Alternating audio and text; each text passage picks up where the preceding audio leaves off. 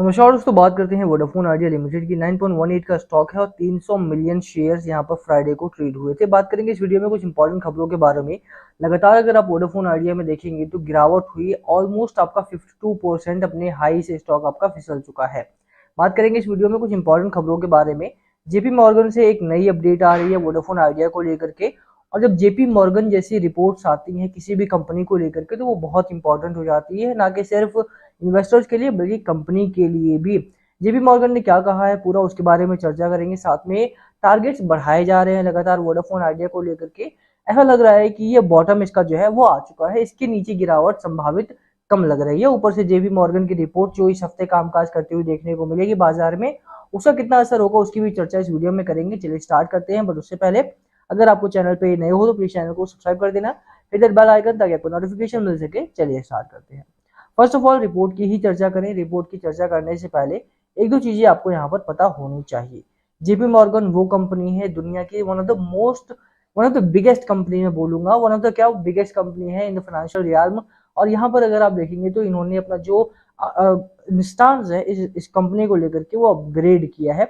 लगातार यहाँ पर सेल कॉल आ रही थी बड़े प्लेयर्स की तरफ से। अगर आपको याद हो गोल्डमैन सैक्स ने भी यहाँ पर सेल कॉल दिया था, ₹2.5 का टारगेट दिया था। सेल कॉल नहीं था बट हाँ ₹2.5 का टारगेट था, जो कि टारगेट अपग्रेड किया था। उसका इतना गहरा असर पड़ा, इतना बड़ा असर पड़ा कि जो स्टॉक आपको 14-15 पे टारगेट ट्रेड कर रहा था वो 11 का एफपीओ प्राइस ब्रेकडाउन करके ₹9 पर आकर के अब रुका हुआ है। ओवरऑल अगर आप देखेंगे तो जेपी मॉर्गन ने अपना जो स्टांस है उसको अपग्रेड किया है। यहाँ पर न्यूट्रल हो चुके हैं ये। JP global brokerage firm JP Morgan has upgraded Vodafone Idea shares to neutral from underweight. तो न्यूट्रल हो चुके हैं यहाँ पे, जो कि बहुत अच्छी खबर है। मुझे लगता है कि स्टॉक में इस खबर का इस हफ्ते में एक असर अच्छा खासा होता हुआ देखने को मिलेगा। JP Morgan analyst believe the telecom service provider capital raise 25,000 crore रुपए का यहाँ पर पैसा रेज किया है, जो कि स्पेक्ट्रम ड्यूज को चुकाने में मदद मिल सकती है। Conversion auger well for the stock, जो कि 25,000 करोड़। अब देखो ओवरऑल क्या है ना, आपको अंडरलाइंग इश्यूज को समझना पड़ेगा कि कंपनी कहाँ लैग कर रही है, क्या डिफरेंस है, क्या बेसिक डिफरेंस है एयरटेल में और वोडाफोन आइडिया में, क्या डिफरेंस है।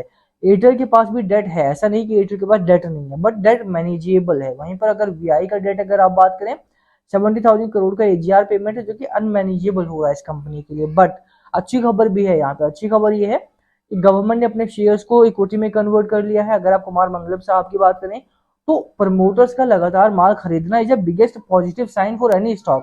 आप वो देखोगे कि लगातार अगर किसी भी कंपनी में प्रमोटर यहाँ पर अपना माल वापस खरीद रहे हैं, वो बिगेस्ट पॉजिटिव साइन होता है, बड़ा पॉजिटिव साइन होता है। वहां पर रिटेल भी एंट्री मारना स्टार्ट करता है, वहां पर एफआईआई भी एंट्री मारना स्टार्ट करता है।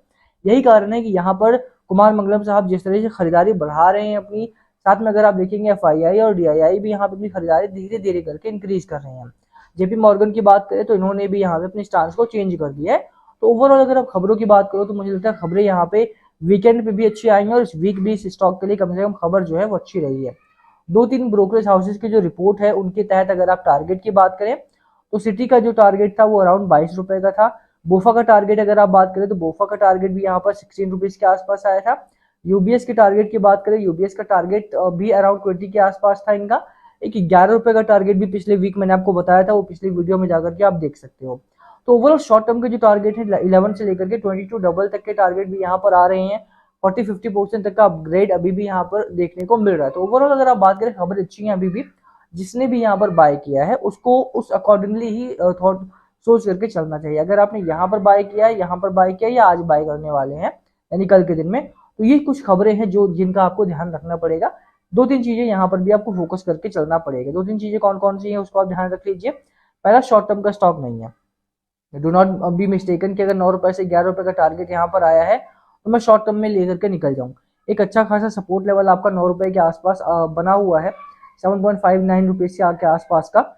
तो ये लेवल आपको देख करके वॉच आउट करके चलना पड़ेगा कि क्या यहाँ पर बिहेव कर रहा है, किस तरह से। एक बड़ा सपोर्ट लेवल इसका ₹9 के आसपास है। आई एम होपिंग कि यहाँ पर स्टे करके यहाँ से एक अच्छा खासा अपग्रेडेशन आ सकता है, यहाँ से एक अच्छा उछाल स्टॉक में देखने को मिलेगा। बट जो मेन यहाँ पर बाउंस आएगा ना वो 12.5 के ऊपर ही आएगा, जो ₹12.5 का लेवल है इसके ऊपर एक बड़ा ब्रेकआउट देखने को मिलेगा। अगर बड़ा पैसा, मोटा पैसा और पॉजिटिव साइड पर कम रिस्क के साथ बनाना है तो इसके ऊपर ही आपका बड़ा पैसा बनेगा। स्मॉल क्वांटिटी में देखिए 9 से 12 भी जाएगा, पैसा तब भी बनेगा, बट रिस्क जो है वो रिस्क टू रिवॉर्ड रेशियो जो है वो फेवरेबल कम है। 12 के ऊपर निकलेगा तो यहाँ पर रिस्क टू रिवॉर्ड रेशियो जो है काफी फेवरेबल हो जाएगा आपके लिए। एक चीज हमेशा कही जाती रही है वोडाफोन आइडिया को लेकर के, यहाँ पर या तो आप करोड़पति बन जाओगे या फिर ये स्टॉक आपको थोड़ा सा लॉस देगा।